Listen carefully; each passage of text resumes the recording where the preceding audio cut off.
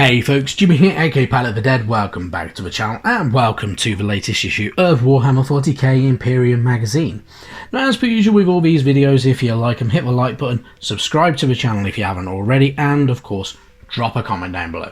Love hearing back from you guys, and it goes a massive way to help the channel too.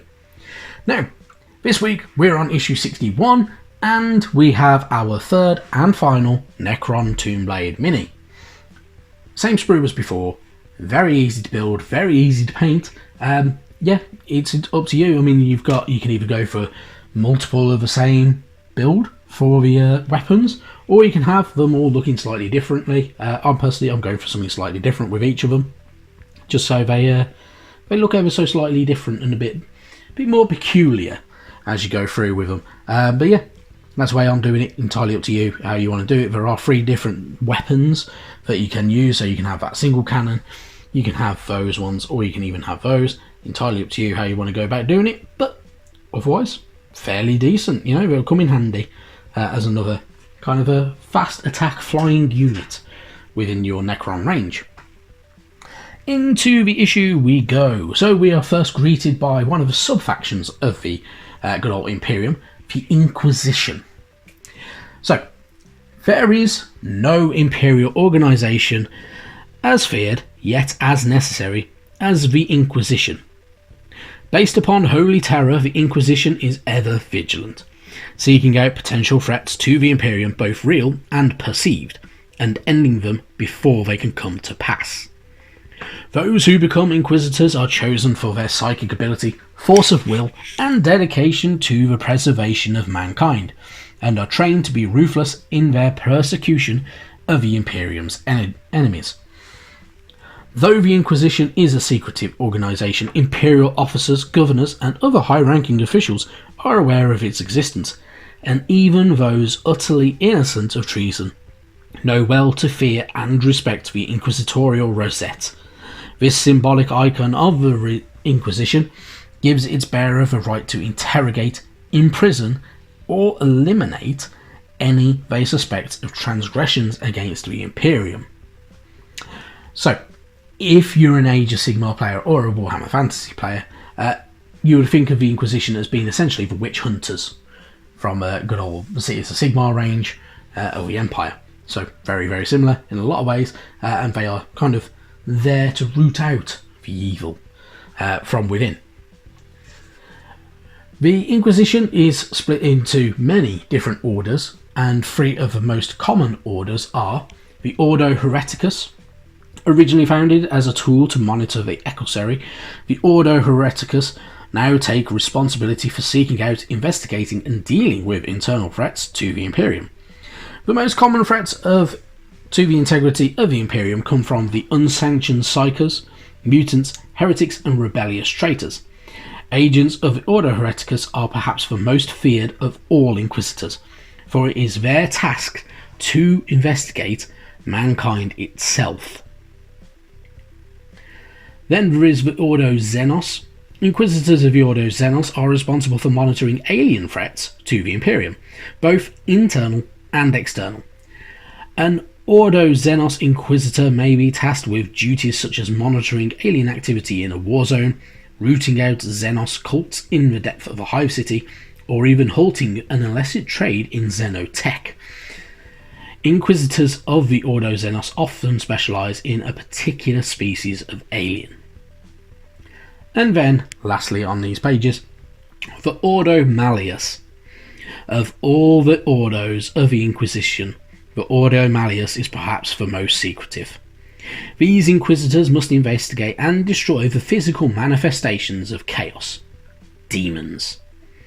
Inquisitors of the Ordo Malleus are amongst the strongest-willed beings in the galaxy, capable of staring down hideous warp spawn without flinching and undertaking the psychic rituals required to banish such foes back to the warp. So, the 3 different major orders within the Inquisition. The Hereticus, obviously looking at mankind and dealing with the problems with people and how fallible they are and how they might, fall ill or even become heretics or even, renounce the good old Emperor, or even become traitors or anything like that and try to usurp the Emperor. The Ordo Xenos, looking at the alien threat, so whether it's for Tyranids, Necrons, Eldari, the Tau, or even Leagues of Votan, and much, much more, the Ordo Xenos will be tasked to be looking into those alien races. And then the Ordo Malleus, obviously very, very dedicated into fighting Chaos, and going up against the Chaos factions as well. Then we move on, we were greeted by one of yet another war zone within the 41st Millennium, because there are thousands of them, the Manask. When the Torchbearer Task Force, Conqueror's Forge, reached Manask, home of the Ebon Sentinels chapter, they found the system locked down by the Grey Knights. The Ebon Sentinels were a celebrated chapter of the Adeptus Astartes, the defenders of the Sunan Strait since their founding millennia ago. They had long ago been censored for an unrecorded incident, but had since brought so many worlds back to the Imperial fold that a plaque of honour was consecrated upon the cardinal worlds Othelia 7 and the chapter's good name restored. They were thus amongst the first chapters of a Segmentium Tempestus to be assigned a Torchbearer Task Force. So, Torchbearer Task Force very, very different, and they make dangerous journeys across different areas as well, and different parts of the space to perform tasks, obviously, because they're a task force. So, there is also more information about the silencing of Theon's Chorus and the Purge of Vengla as well. Within there, and obviously very, very heavily featuring the Grey Knights, making sure that nobody and any kind of demons cannot push through, and going through all of that as well. So really, really good stuff, and quite interesting to read as well. Then we get another story from the 41st Millennium, the Festering Hordes. A demonic infestation has overrun the orbital shipyards above Harangia. Foreseeing the contamination of this valuable world, Grey Knights have dispatched a strike force to cleanse the docks before Nurgle's foul contagion makes its way to the teeming population below. So, if you're unfamiliar, Nurgle being the chaos demon lord and god of plague, decay, and life, in all honesty, because Nurgle is all actually about life, just not life as we know it, and very, very focused on kind of bringing forth poxes and plagues and much, much more.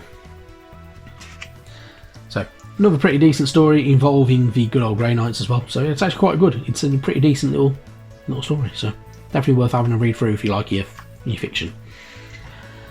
Then you got your How to Build guide. Very, very easy. You can't go wrong with it. You've built 2 already before, if you've been keeping up with the magazine anyway.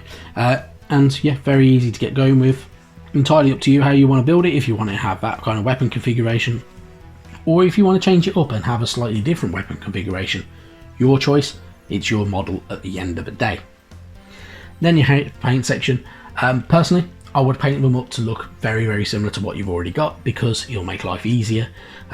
Obviously the paint guide throughout the magazine kind of gets you to do a few extra little bits and pieces to make it look a lot nicer, and kind of help you paint with your painting technique. So each time there have been new painting techniques that have added to the painting guide for these good old Tomb Blades. So it's not too bad, it's pretty decent. Then we get some more extra rules for the Necrons. So the Cryptek Arcana, which is a series of optional abilities that can be granted to Cryptek units in order to make them more powerful. Bear in mind that these abilities come with associated power level cost, which must be paid in order to use them. So depending on how you're using them, the obvious power level will change on certain units, and yeah, you'll use them to kind of push through as well. So really, really cool stuff, and giving you a bit more to do with them. We have some additional rules for our Adeptus Sororitas as well, so Blessings of the Faithful. So the Blessings of the Faithful are a series of optional abilities that can be granted to your Canoness to bolster friendly units and weaken foes.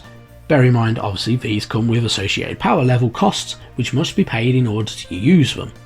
So depending on how you want to use your Adeptus Sororitas, your Canoness can be given these additional rules to bolster her abilities and even weaken certain foe abilities, so you can choose them as you wish, but of course they do come at a cost.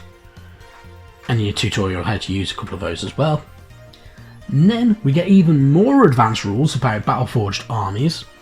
So all armies, from the regiment legions of the Necrons to the flexible adaptable strike forces of the Space Marines, are to a greater or lesser extent structured forces. This section explains how you can organise your units into detachments, but are groups of units that fight together. So depending on how you want to use them as well. Obviously this also utilizes your command points as well, so, and you can change up how they work as well. So, and you get your good old bit of tutorial of how to utilise those as well together. And then we have our, well, we have two essentially mission packs. So we have a veteran mission pack. So this is a pull-out, so Veteran Part 1 gives you all your rules for veteran mission rules as well. So obviously, if you've been playing along with a magazine, you are getting more and more knowledgeable of how the game works. This kind of goes through everything, including your stratagems, your extra rules of how to utilise it, and even your secondary objectives, how you want to go through them, and have a bit of fun with it. So really, really good stuff. And then we have our Scout and Engage section. And finally, our battle itself. So this is a 25 power battle. So with this one, you will be utilising your create your battlefield. So, and then it is literally the battlefield that we had from the most recent issue that we had one. Using your buildings and your heliotrope reactor, and just deploying on each side. So depending on how you want to deploy and who you are playing, yeah, really, really good stuff. But it's all about going through that, and 2 objective markers in there as well to kind of push through. So pretty decent. If you've been playing along with the magazine, this one should be a relative doddle to you. Just make sure you read through all the rules and you'll have no problem, I'm sure. And then finally, next week we have a paint issue. Yeah, it is what it is. We get Evil Sun's Scarlet and Calgar Blue. They come in handy for edge highlighting and such like. Yeah, it could be better, but it's more paints. You know, everybody needs more paints for painting Ultramarines more than anything really. But yeah, really, really good stuff. It's not too bad really. Issue 63, we get our Vanguard Space Marines though. So we have some pretty cool units. We have our first flying Space Marine unit as well, which is pretty cool. And we'll get 5 minis out of this one. This is part of the section, so this is part of the old Vanguard box that you can get. So yeah, really, really good stuff. They're pretty cool looking Marines as well. They're not the usual assault intercessors, so they stand out a lot better. And they look a lot cooler, in my opinion. So really, really good stuff. I'm actually kind of looking forward to having them as well, which is unusual for Space Marines with me. But yeah, really, really good stuff, and yeah, should be good fun. But with that being said, thank you very much for watching, and I'll catch you next time. Bye bye now.